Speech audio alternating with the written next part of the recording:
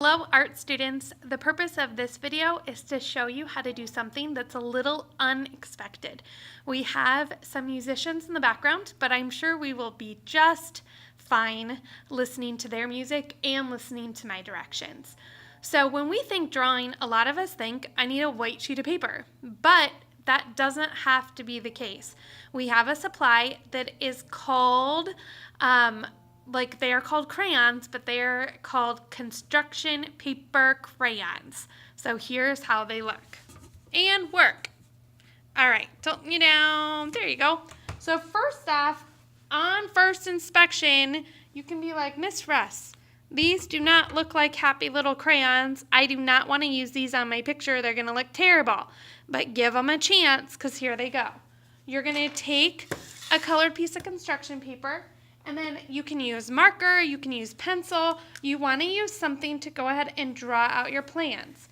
Now you're not going to be able to erase if you're using something like a marker. But see, the beauty is that you can just barely see what I have drawn. Like, you have to tilt it to the light correctly. So if you screw up, you just redraw it. You can just scribble out a line and be like, I didn't mean that one.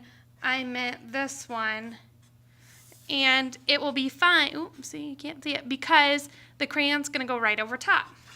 Okay, then you're going to take your crayons, and then you're going to do like you normally do, only push down hard.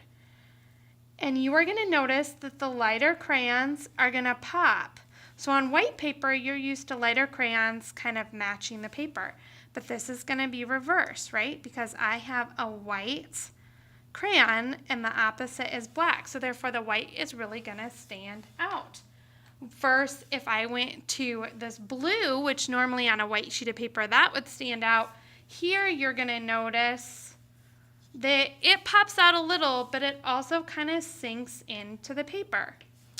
So you can use this just like normal, and even though they look like, man, I could never get a clean edge with those, if you learn to twist your crayon until you find a clean line, you will be surprised what you can do, and you're going to be surprised with how pretty they look when it's black paper or blue paper or whatever color paper you're using shining through rather than the white. Sometimes white can make things look bad when it shines through where you don't get everything colored, but when you're using a colored piece of construction paper, it actually looks really nice.